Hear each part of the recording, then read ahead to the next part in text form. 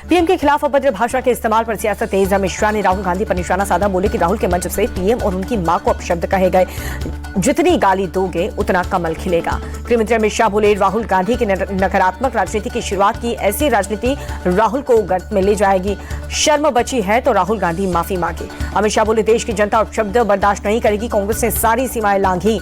इनके रुख से जनता अचंभित है। पीएम मोदी को गाली देने के विरोध में बीजेपी का बड़ा प्रदर्शन। पटना में बीजेपी कार्यकर्ताओं ने कांग्रेस दफ्तर तक निकाला मार्च। पटना में बीजेपी और कांग्रेस के कार्यकर्ता आपस में भिड़ गए। एक दूसरे पर जमकर के लाठी डंडे चलाए।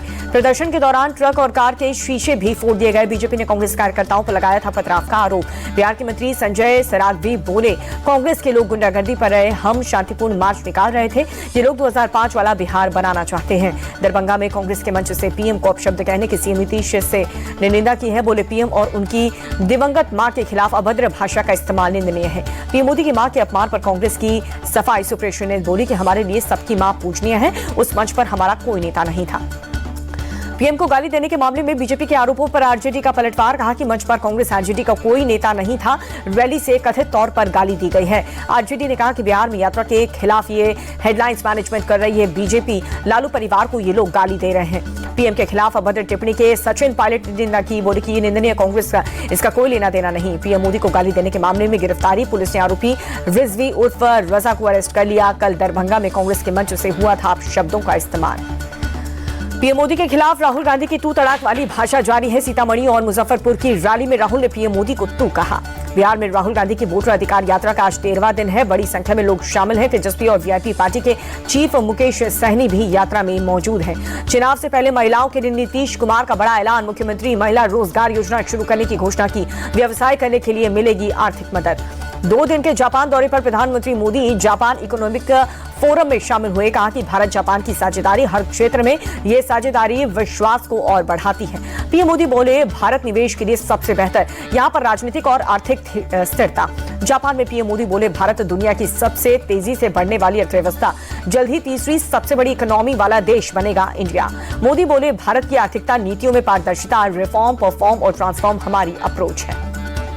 जापान में मोदी बोले भारत टैलेंट का पावर हाउस और जापान टेक पावर हाउस दोनों देश मिलकर के टेक रिवॉल्यूशन कर सकते हैं। मोदी बोले भारत का टैलेंट और जापानी टेक्नोलॉजी दुनिया बदलेगा। भारत और जापान में साझेदारी की अपनाए अपार संभावनाएं। जापान दौरे पर प्रधानमंत्री मोदी टोक्यो में होटल में भारतीय समुदाय ने जोरदार स्वागत किया। सांस्कृतिक नृत्य भी पेश किया। प्रवासी भारतीयों ने पीएम मोदी के होटल पहुंचने पर मोदी मोदी और भारत माता की जय के नारे लगाए। पीएम ने हाथ मिलाकर के अभिवादन स्वीकार किया। टोक्यो में पीएम मोदी ने जापान के पूर्व पीएम फूमियो किशिदा और साथ ही सुगो से मुलाकात की। दोनों नेताओं के बीच कई मुद्दों पर चर्चा हुई।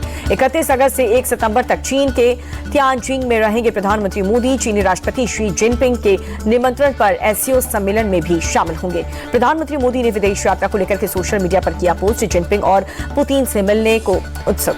संघ प्रमुख मोहन भागवत का बड़ा बयान। मथुरा काशी आंदोलन का समर्थन नहीं करेगा संघ।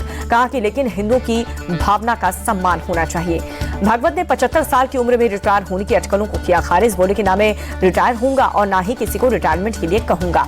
आरएसएस और बीजेपी के रिश्तों के सवाल पर मोहन भागवत का जवाब। कहा कि हम सलाह दे सकते हैं, फैसले खुद लेती है बीजेपी। मोहन भागवत ने जनसंख्या असंतुलन पर जताई चिंता। कहा कि भारत के हर घर में 3 संतान होनी चाहिए।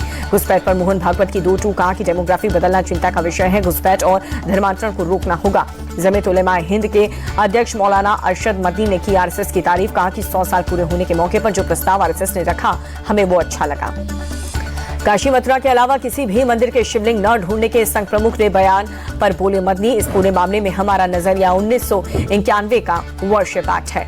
लखनऊ में सीएम योगी आदित्यनाथ ने राज्य निर्वाचन आयोग के कार्यालय भवन का भूमि पूजन किया। मंत्री ओपी राजभर भी मौजूद रहे। संबल मामले को लेकर के लखनऊ में प्रोटेस्ट है। विश्व हिंदू रक्षा परिषद ने प्रदर्शन किया। संबल की रिपोर्ट को लेकर के गुस्सा। संबल इंसा रिपोर्ट में बड़ा खुलासा। आतंकियों की टॉप लिस्ट में संभल का कनेक्शन निकला। आतंकी लिस्ट में संभल के मौलाना आसिम उमर का नाम। मराठा आरक्षण का मुद्दा फिर से गरमाया। मुंबई के आजाद मैदान में मराठा आरक्षण कार्यकर्ता मनोज अरांगे पाटिल धरने पर बैठे। प्रशासन ने 1 दिन की दी है आंदोलन की अनुमति। आंदोलन में बड़ी संख्या में लोग शामिल हुए। मराठा को ओबीसी कोटे से आरक्षण देने की मांग, कानून व्यवस्था के मद्देनजर भारी संख्या में पुलिस बल तैनात। दिल्ली में भारी बारिश के बाद कई जगहों पर जल भराव। विनोद नगर में सड़कों पर कई फीट पानी भर गया। आवाजाही में परेशानी बढ़ी, गाड़ियों की रफ्तार थमी। भारी बारिश से दिल्ली के आईटीओ इलाके में सड़क पर घुटनों तक पानी भरा, लोगों की परेशानी बढ़ी, ट्रैफिक बुरी तरह से बाधित, भीषण जाम लगा। दिल्ली के जंतर मंतर इलाके में भारी बारिश, तेज बारिश के चलते सड़कों पर गाड़ियों की रफ्तार धीमी हुई। रुद्रप्रयाग में फटा बादल, 40 से 45 परिवार फंसे, रेस्क्यू के लिए पहुंची एसडीआरएफ की टीम। रुद्रप्रयाग में भारी बारिश से जनजीवन अस्त व्यस्त हुआ। नदी नाले उफान पर, कई जगहों पर लैंडस्लाइड। पौड़ी गढ़वाल में मूसलाधार बारिश के बाद नदी नालों में उफान, शहर के कई हिस्सों में जल भराव। भारी बारिश के बाद उत्तराखंड में अलकनंदा नदी उफान पर, जलस्तर बढ़ा, अलर्ट जारी। कटरा में माता वैष्णो देवी की यात्रा लगातार चौथे दिन स्थगित, लगातार बारिश और भूस्खलन के चलते प्रशासन का फैसला। चमोली के मोपाटा में मूसलाधार बारिश से बिगड़े हालात, जगह जगह पानी भर गया। जम्मू कश्मीर की मूसलाधार बारिश, नगरकोटा में पानी के तेज बहाव में पुल टूट गया। महाराष्ट्र के लातूर में भारी बारिश, पानी के तेज बहाव में बहा किसान, स्थानीय लोगों ने मुश्किल से बचाया। लातूर में बीते 2 दिन से जारी है मूसलाधार बारिश, मौसम विभाग ने ऑरेंज अलर्ट जारी किया। पंजाब में बाढ़ की चपेट में 7 जिले, 350 से ज्यादा गांव में पानी। 30 अगस्त तक राज्य के सभी स्कूल बंद कर दिए गए। लाहौल स्पीति के कोकसर में अचानक से पहाड़ टूट करके गिरने लगा। काफी देर तक चलता रहा सिलसिला।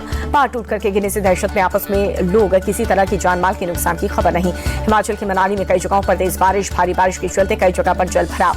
राजस्थान के धौलपुर में बीती रात हुई बारिश, शहर के कई इलाकों में जल भराव।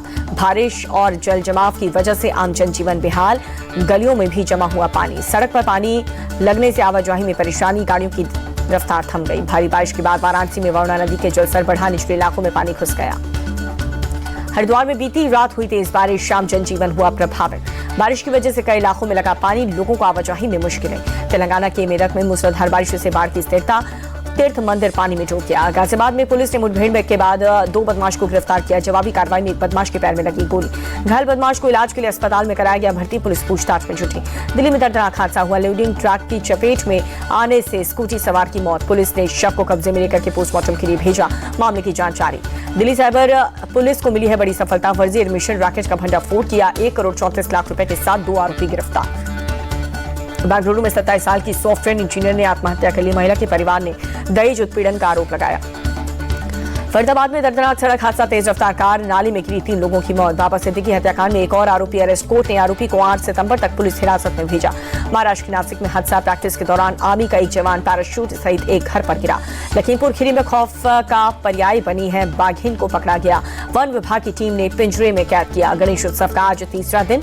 मुंबई में लालबाग च राजा के दर्शन के लिए उमड़ा सैलाब, बप्पा के दर्शन श्रद्धालुओं ने किया आशीर्वाद। मुंबई में सिद्धिविनायक मंदिर पहुंचे एनडीए के उपराष्ट्रपति पद के उम्मीदवार सीपी राधाकृष्णन, बप्पा की पूजन अर्चना करके आशीर्वाद दिया।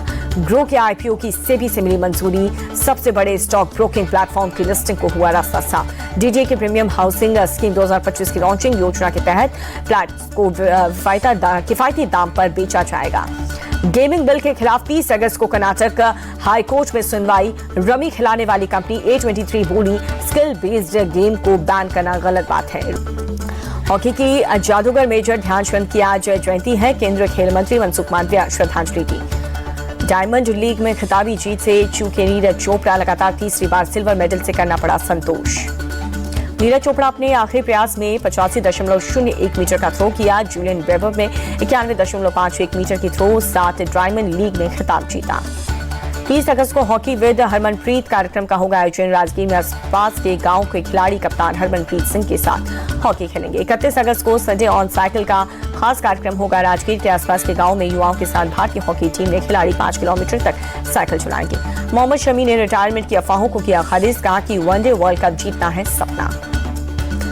अनंत सिंह से रैकवॉच चैंपियन जीत करके लगाई राष्ट्रीय खिताब की हैट्रिक। आकांक्ष सालकुले को हरा करके चैंपियन बनी। मेंस डबल्स में भारत ने सात्विक चिराग की जोड़ी जीती है। सात्विक चिराग ने चीनी जोड़ी को हराया, क्वार्टर फाइनल में एंट्री ली।